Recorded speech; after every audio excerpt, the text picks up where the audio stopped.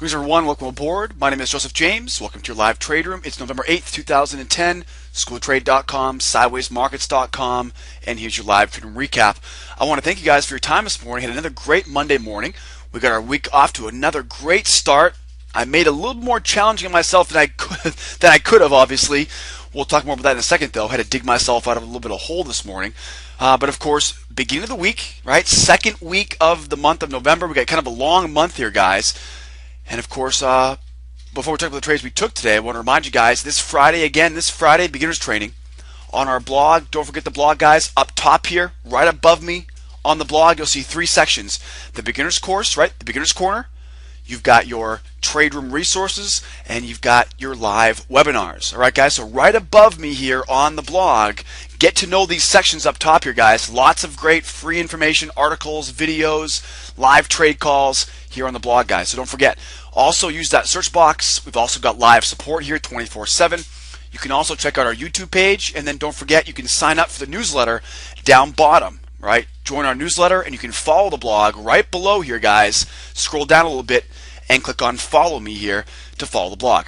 All right. Now, as I said, had a pretty good day today, but I made it a lot more difficult on myself than it needed to be here. You can see here 2, 4, 6, 8, 10 total trades, 2 of which were full stops. Now, as you guys know, my rule says if I take 2 full stops, I'm done for the day, but there's going to be a little bit of a nuance to that. Both of these 2 trades were higher risk trades. We were aware of them being higher risk, and we took them anyways. Well, actually, let me rephrase that. The first trade was a higher risk, but I didn't know how to use the indicator I was using this morning, so I made a pretty costly mistake there at 9:45. And then the 11:15 loss on crude, that was a much higher risk trade. So the first trade was a loss. Probably shouldn't have taken that trade. We'll talk more about that in a second here for you guys. It was an easy mistake that I made, kind of corrected that mistake, and we probably won't be doing that again in the future. But again, first trade loss, had to dig myself out of that almost 70 tick hole there. 78 ticks, 780 USD. We also took or looked at 2 trades at the end of the morning this morning. If you guys are with us during our webinar today, there were 2 more trades on top of this. One was a demo gold trade loss, and one was a crude trade win. But of course, those were after we had finished up trading this morning. So 12 total trades, guys. You can see 2 losses, right? 10 winners. Some big winners in there on gold. But for the most part, though, we were chopping around here most of the day today. 78 ticks brings our weekly total to 780. Monthly total now 9,900, and of course yearly total here 194,000, guys, on only 4 contracts. Now I'm going to show you guys in training how to trade just like this stuff, guys. So come out and join us as a member. And this Wednesday in our training, we're going to go over all these patterns, all the setups, all the rules in trading this week. So what's the most important thing that happened today? Well, again, Monday mornings are going to be pretty slow. We expect early Monday morning to be slow because the same reason why you and I don't want to get out of bed in the morning is the same reason why the gold, the crude, the Russell, right? That's the same reason why. So traders are coming in a little bit, right? A little bit sluggish after the weekend, right? Traders are coming back to their desks on Monday morning, so we expect things to be a little bit slower Monday morning. We had a real sloppy day today, mostly though because last Friday we had all-time highs on gold. We had new highs on crude, new highs on Russell, new highs on Euro. As you guys know, once we push these new highs or push new lows, oftentimes we'll then begin to go sideways a little bit as the markets begin to look for some more direction. Today was a good example of that. Now, the early morning was pretty good. We had a bunch of movement in the early morning, but then we went into this kind of dead zone here after 9:30, and it really didn't pick up until about 12 o'clock. We took that first trade loss and then had to dig out of that hole all morning. And really, guys, gold and crude were our big winners of the day today. Now, when we get started each morning, as you guys know, we come into our morning routine. Our morning routine tells us first start with that dollar. Now, here's where we looked at in the dollar here this morning. Here's my dollar. And you can see, of course, we have that trading range from last Wednesday, right? We're still tucked inside that range from last Wednesday. There's Wednesday, right? There's Thursday. There's Friday. And, of course, here we are now on Monday.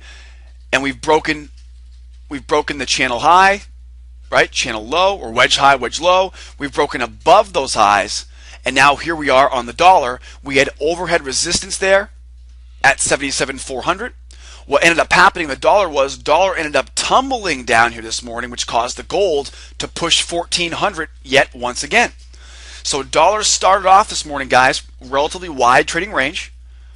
We knew we also, of course, were inside of this range. Remember those highs from FOMC day?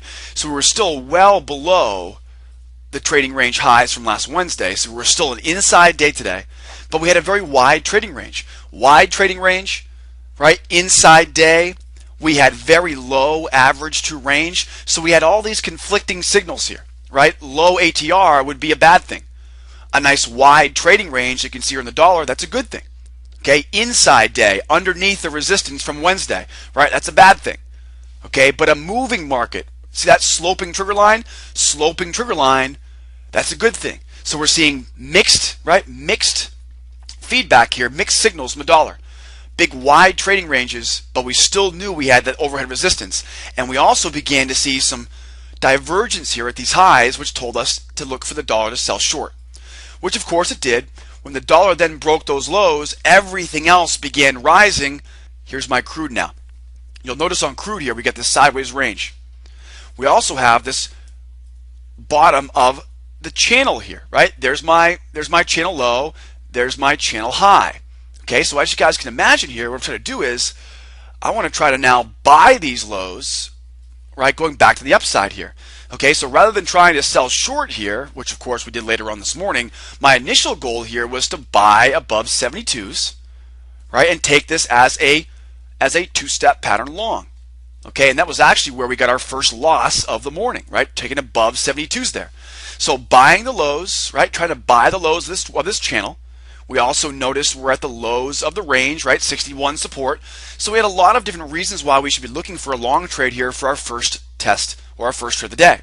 We also swell too if we broke below 17s, right? We want to be a breaker short there, but we initially looked for a break above 72, right, for that two-step pattern long. So there's our crude chart. And again, we had two different options here, either buy the break above 72 or sell the break below 16s. Let's take a look at this, see how we did. Now the first trade of the day, like I said here, there's my lows, right? This is my channel low, right? There's my channel low. So naturally what I'm going to do here is mark up my swing high. There's my swing high.